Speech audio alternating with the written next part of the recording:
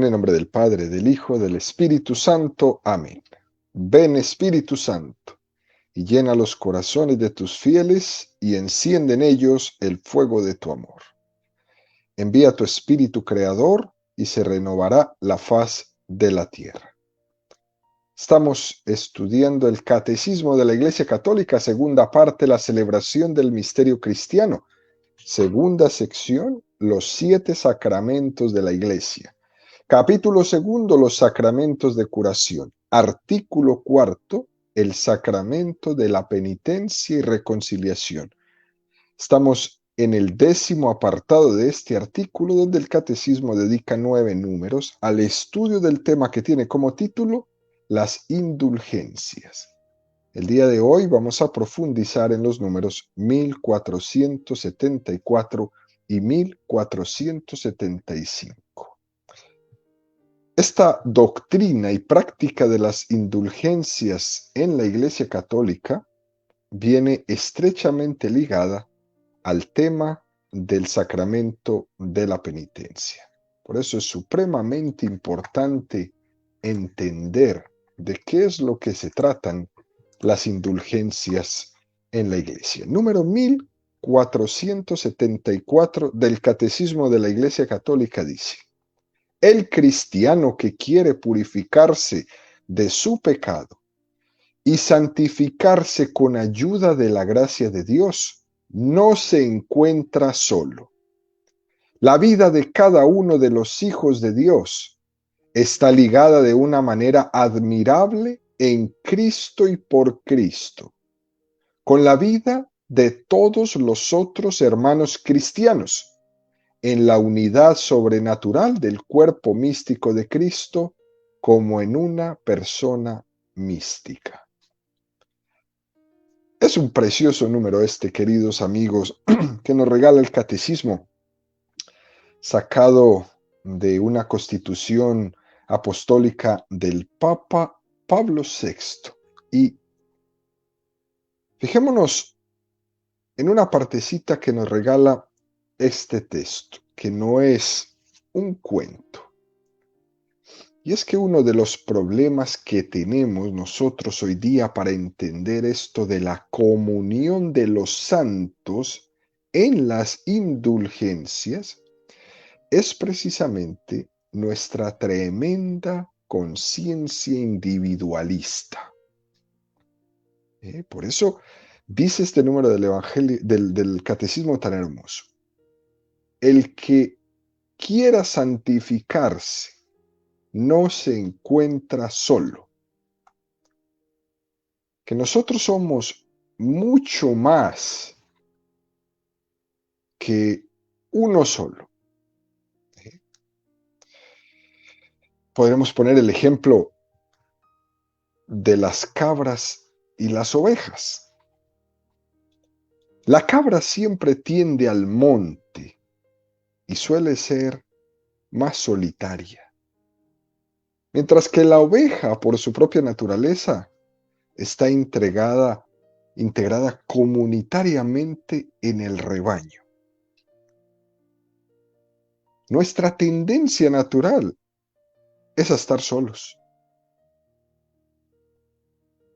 Y si a eso le añadimos un poco de soberbia, le añadimos un poco de vanidad, le añadimos un poco de que nosotros queremos por nosotros mismos valernos, y entonces cada vez parece que nos tendemos a parecernos a esas cabras. Pero el Señor nos dice que no estamos solos, que más bien debemos ser ovejas. Y este es uno de los problemas que tenemos, queridos amigos, que el pecado original ha fraccionado en nosotros ese sentido comunitario de ser ovejas. ¿Sí? Ese sentido que el hombre tiene y que viene desde que hemos sido creados a imagen y semejanza de Dios, que Dios es comunidad, que Dios es Padre, es Hijo, Espíritu Santo, no es solitario. Por eso, en la medida en que el hombre se acerca a Dios, va recuperando el sentido comunitario. Y de igual manera, queridos amigos, en la medida en que el hombre va recuperando su sentido comunitario, su sentido de ser comunión va acercándose cada vez más a Dios. Esto es muy hermoso y lo vemos muy claramente en el episodio del Evangelio donde nos habla de los discípulos de Maús. Fíjense, queridos amigos, lo primero que hacen los discípulos de Maús cuando pierden su esperanza en Jesús es abandonar la comunidad de Jerusalén e irse caminando hacia Emaús. 6 estadios. El número 6, símbolo de error. Iban caminando en el error, en la dirección equivocada. Y sin embargo, lo primero que hacen, después de que estos discípulos de Maús se han encontrado con Cristo, de que le han reconocido y han recuperado en ellos su esperanza, lo primero que ellos hacen es volver corriendo a la comunidad de Jerusalén que habían abandonado cuando perdieron su esperanza.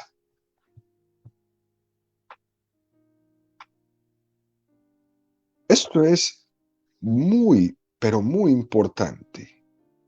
Cuando se pierde la esperanza, se abandona la comunidad. En definitiva, que el sentido comunitario se va recuperando en la medida en que va permitiendo que Cristo vaya sanando las heridas y las huellas del pecado que ha ido dejando en nosotros. A lo largo de la historia, Dios siempre ha ido dando pasos en comunión. Dios, por ejemplo, fue y buscó un pueblo para sí. Dios convocó un pueblo para él. Y les decía, vosotros seréis mi pueblo y yo seré vuestro Dios. Dios funda su santa iglesia sobre los 12 apóstoles. Esto es lo que el mundo protestante nunca puede olvidar. Dios funda su iglesia sobre los 12 apóstoles, imagen de las 12 tribus de Israel, y está continuamente hablando con ellos por medio de ese colegio de apóstoles. Y esas estancias que el Padre está preparando en el cielo.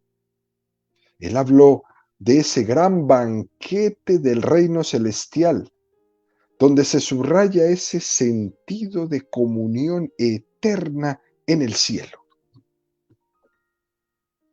Por eso, queridos amigos, la invitación que nos hace el catecismo es a purificar nuestra tendencia individualista. No pensar que caminamos solos. Crees que caminas solo y resulta que el Señor es el que te está llevando en sus brazos. En la teología de San Pablo, en sus cartas, San Pablo define a la iglesia como el mismo cuerpo de Cristo. Es una imagen que hemos hablado de ella muchísimas veces. Es una imagen que nos lleva a pensar de que Cristo nos lleva en sus brazos, nos carga, porque el cuerpo de Cristo ya no es que Él te lleve en sus brazos, sino que además da un paso más. Nosotros formamos parte de su cuerpo. Él es la cabeza de ese cuerpo y cada uno de nosotros formamos parte de ese cuerpo. Es un paso más de simplemente llevarnos cargados en sus brazos. Y esta imagen, queridos amigos, del cuerpo místico de Cristo, nos está diciendo que por nuestras venas corre la misma sangre que alimenta a nuestros hermanos. Si un miembro de nuestra comunidad sufre, todos los demás sufrimos con él. Fíjense, queridos amigos, nadie dice, mi riñón está enfermo. No, uno no dice, mi riñón está enfermo. Uno no dice, mi cabeza está contenta. Uno dice, estoy enfermo.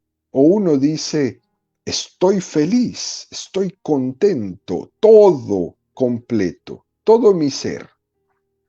Hay una unión completa de mi ser.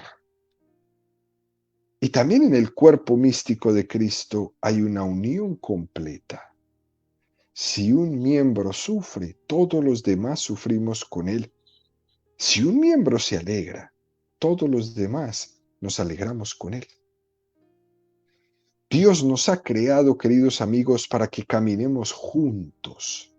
Y ese sentido comunitario es el que mantiene la doctrina de las indulgencias. Y nosotros hacemos sacrificios, ofrecemos las misas, ofrecemos los rosarios, ofrecemos las oraciones, las penitencias, porque somos uno solo en Cristo. Y con todo esto que hacemos cada día, cada uno de nosotros, estamos intercediendo por aquellos hermanos nuestros que nos han precedido y que lo único que necesitan de nosotros es oración para ganar indulgencia divina.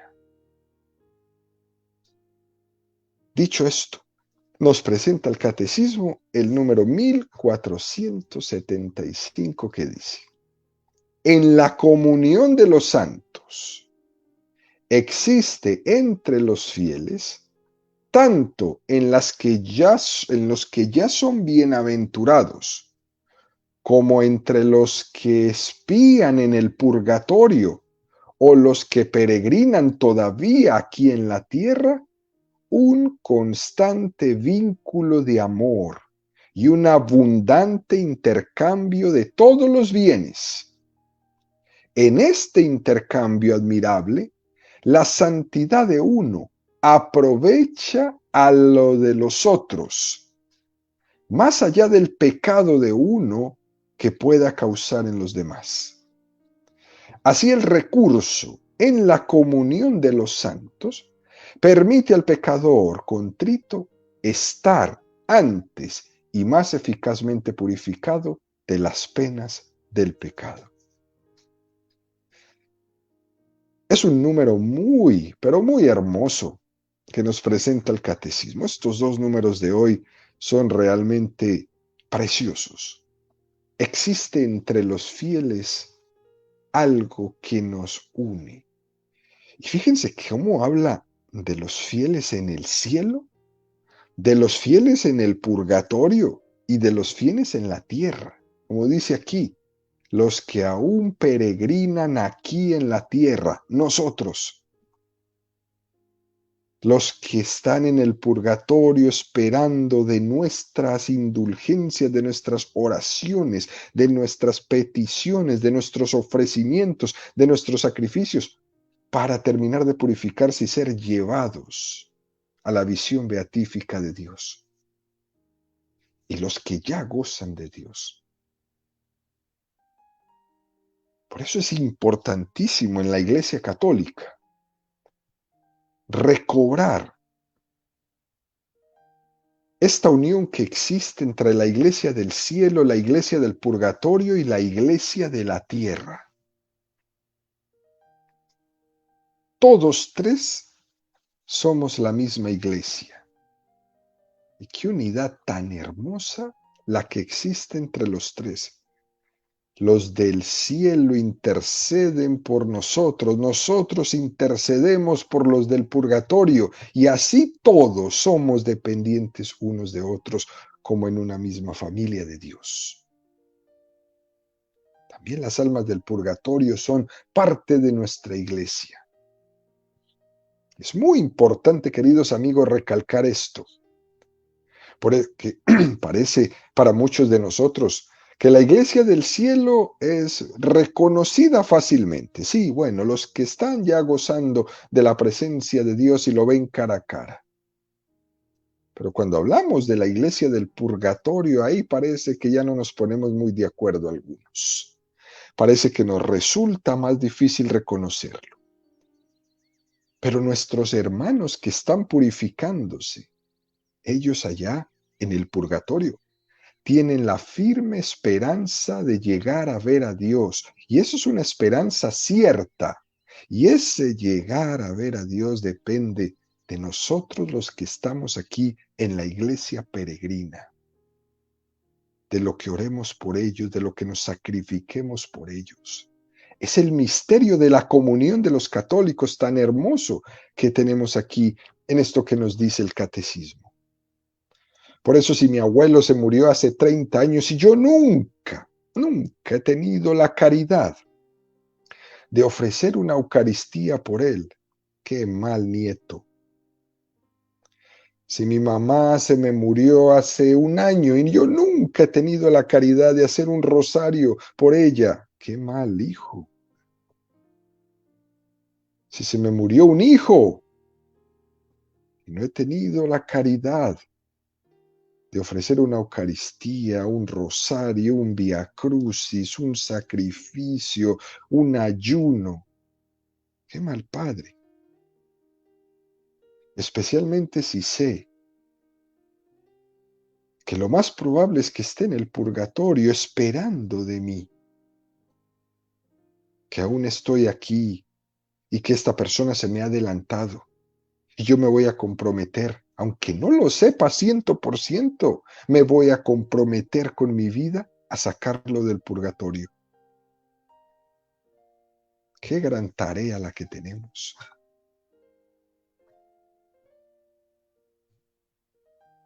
Gran tarea como cristianos los que quedamos aquí en la tierra, de aprender a ver nuestra vida del techo hacia arriba, no del techo hacia abajo.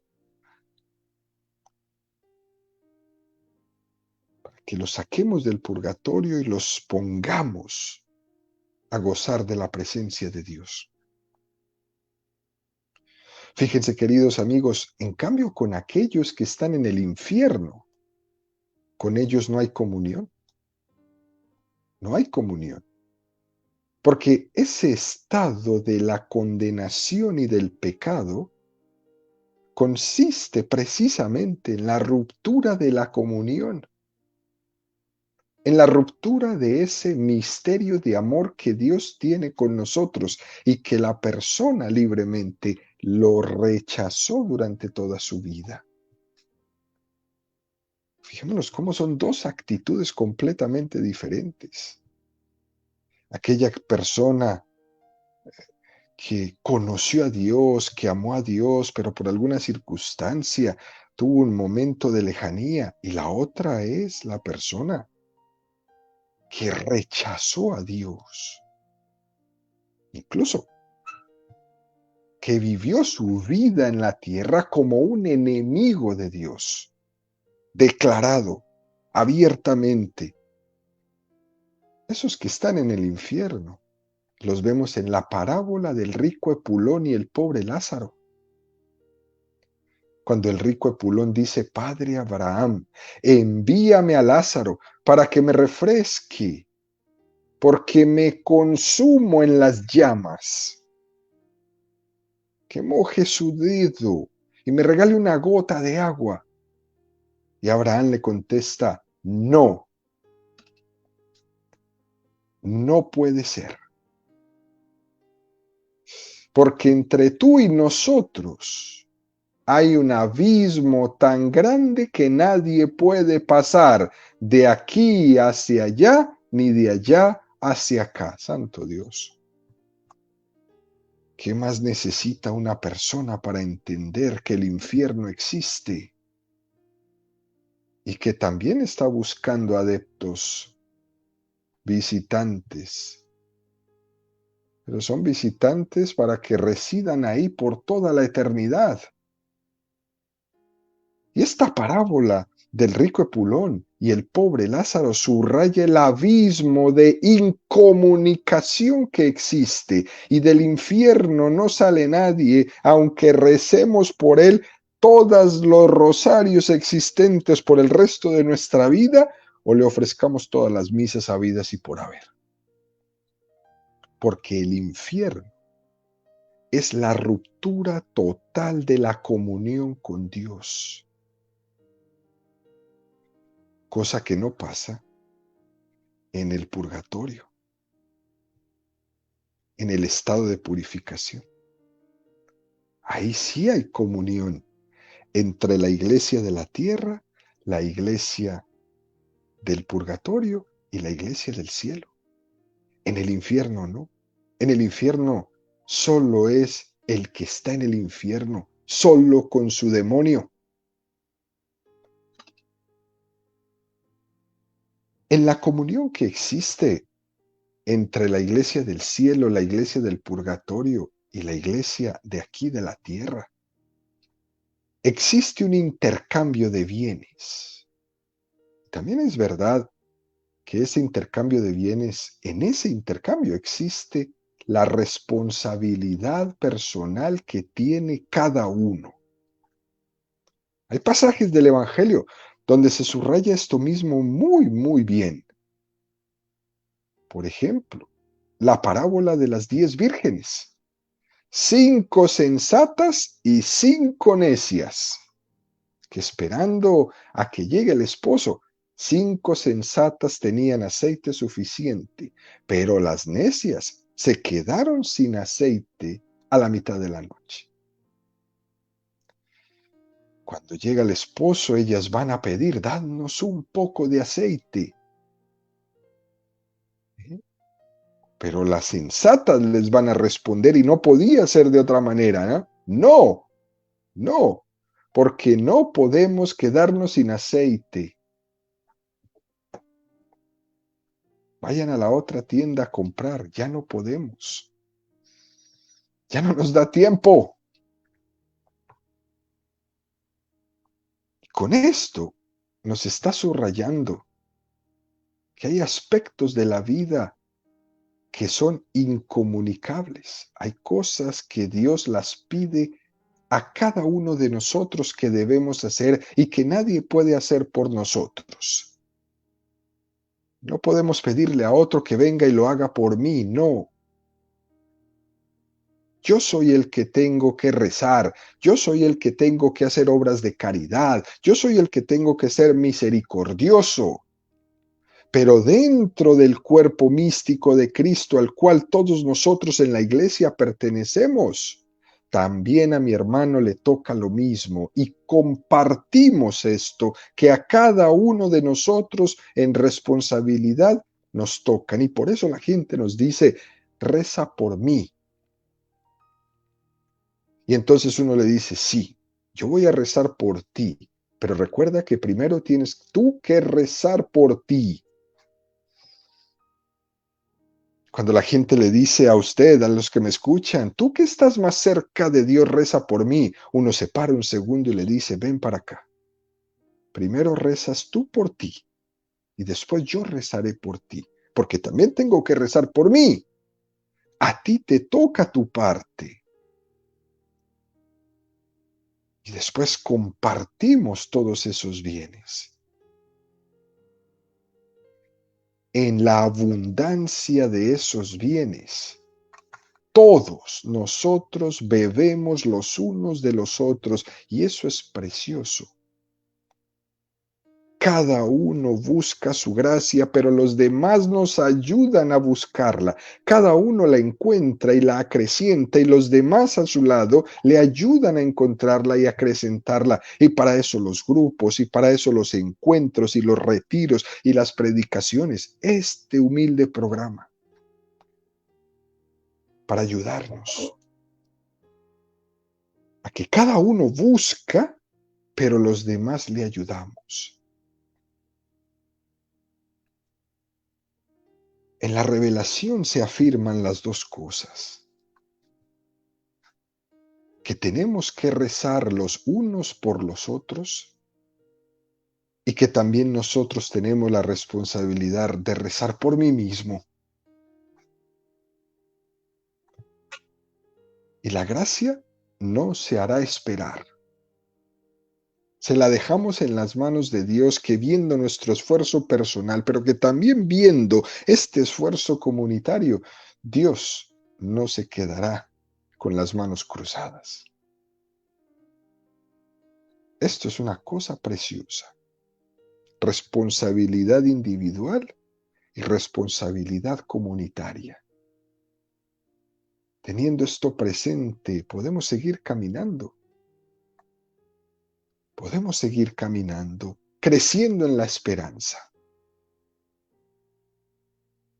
Por eso, de esta manera uno puede entender el tema de las indulgencias, el tema de rezar por el otro, el tema de ofrecer una misa por un difunto, el tema de hacer un rosario, de hacer una novena, de hacer un viacrucis, de hacer un ayuno. Cobra todo el sentido. Todo el sentido. Y fijémonos cómo continúa este número. En este intercambio admirable, la santidad de uno aprovecha a la de los otros, más allá del pecado de uno pueda causar a los demás. Es muy curioso, queridos amigos, que nosotros vemos más fácilmente cómo el pecado hace daño entre nosotros, antes de ver cómo la santidad de uno hace un provecho tremendo para todos. Somos muy buenos para mirar dónde está el pecado, pero difíciles para mirar dónde está la santidad, porque cuando vemos la santidad de otra persona a la cual yo no he podido llegar por mi vanidad, por mi soberbia, por mi egoísmo, por mi envidia, entonces intentamos bajar la santidad del otro.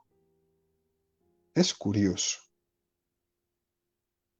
que siempre los malos testimonios son los que se comunican más fácil.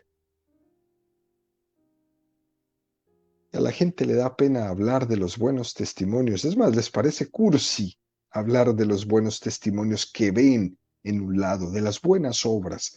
Es mejor hablar de lo malo. Parece como que le sacan más gusto, más jugo a una conversación malvada que hablar de la santidad de una persona, de la santidad de una obra, de la santidad de una parroquia, de un grupo, de una comunidad. Es verdad que lastimosamente lo más ruidoso, palpable a nuestros ojos muchas veces tiene que ver con ese mal, ¿no? Porque nuestra tendencia al pecado nos lleva a poder incluso discernir esto. El bien suele ser muchas veces anónimo, muy anónimo. El mal no es discreto, el mal se muestra abiertamente. El bien es silencioso. Por eso muchas veces anónimo y pasa desapercibido. Eso que hemos dicho algunas veces, hace más ruido un árbol cuando se cae que 100.000 árboles en el bosque creciendo en silencio. Por eso este punto tan hermoso, esta parte del catecismo tan hermosa nos pide mirar lo bueno, mirar la santidad de mi hermano, mirar la santidad de mi comunidad, de mi grupo. Es más, mirar la santidad de mis líderes, a los que tenemos líderes, a los cuales compartimos algún carisma. Mirar la santidad de mis líderes de mi grupo, mirar la santidad de mi obispo, mirar la santidad de mi sacerdote en mi parroquia. Hay que tener confianza en que la santidad es más efectiva que la maldad, aunque esa santidad no haga escándalo, aunque esa santidad sea anónima y no sea tan patente, no esté en Facebook y no tenga miles de millones de likes. No importa, no importa. Hay que tener confianza de que el bien es más efectivo que el mal. Y termina este punto del catecismo diciendo, así el recurso en la comunión de los santos permite al pecador contrito estar antes y más eficazmente purificado de las penas del pecado. Este recurso que tenemos los católicos tan precioso de la comunión de los santos a través de las indulgencias permite acelerar ese proceso de purificación. Además es que este recurso a la indulgencia subraya más todavía que todo es don, que todo es regalo, que todo es gracia. Frente a la gratuidad, frente a la facilidad de estas indulgencias, queridos amigos, no podemos caer en la tentación de pensar de que como cuestan poco, es que no son tan importantes o tan eficaces, ¿no? Hay que echarle mano a todo lo que nos ayude a ser santos, a purificar nuestro pecado, a ordenar nuestros desórdenes. Es el pasaje de Naamán el sirio que muchos recordamos. Ese hombre leproso que había sido invitado por el profeta Eliseo a bañarse en el río Jordán para quedar purificado. ¿Y qué pasa? Él dice, ¿es que acaso los ríos de mi tierra no son bastante buenos que tengo que venir a bañarme en este riachuelo? ¿Es que tú crees que por bañarme en este río voy a quedar limpio? Es que parece demasiado fácil para ser verdad. Y se da cuenta el sirio que ninguno de los ríos hermosísimos de su país le curó. Pero en cuanto tocó las aguas del río que le dijeron que ese era y que ese tenía que hacer y que no era tan maravilloso como los de su país, ahí encontró la curación y quedó limpio. Y a veces a nosotros nos cuesta entender que esos esfuerzos que hacemos en la vida, por mucho que nos cuesten, también son gracia de Dios. Entender que no es por donde yo diga, ni donde yo diga, ni de la manera como yo diga. Entender eso también es gracia de Dios. ¿Y saben qué es lo más hermoso, queridos amigos? Como dice la Sagrada Escritura, Dios nos da todo a sus amigos mientras dormimos.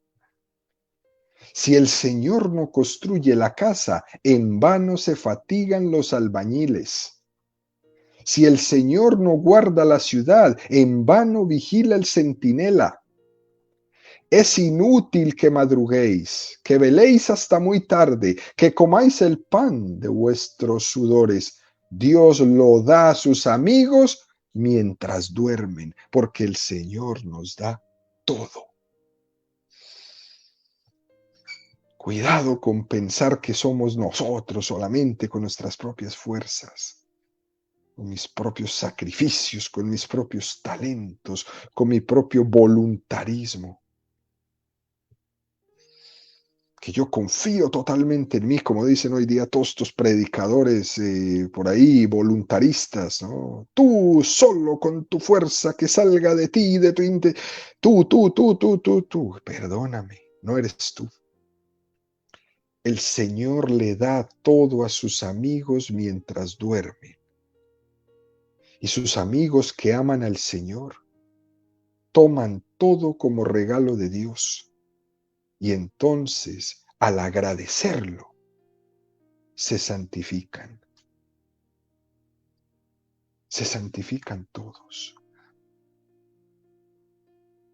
Por eso, queridos amigos, la invitación de esta parte del catecismo sobre las indulgencias es a estar agradecidos con el Señor por darnos la oportunidad de tener más medios de purificación y de santificación en nuestra vida para llegar a estar lo suficientemente preparados para ir al cielo. Que nos dé el Señor la gracia por medio de la Iglesia de entender que la salvación es para mí y que yo tengo que hacer mi parte y que la comunidad, el cuerpo místico de Cristo, también tiene que hacer su parte y que yo ayudo a ese cuerpo y ese cuerpo me ayuda a mí. Que todo lo que yo me esfuerzo, también la Iglesia, cuerpo místico de Cristo, se va a esforzar por ayudarme a mí. Que las indulgencias nos están invitando a dejar a un lado nuestra soberbia para concentrarnos en lo que es estrictamente importante.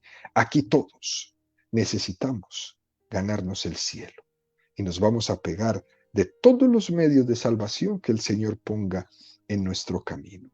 En este momento son las indulgencias que nos invita la Santa Iglesia Católica a tener en cada momento de nuestro día para ganar gracia ante el Señor.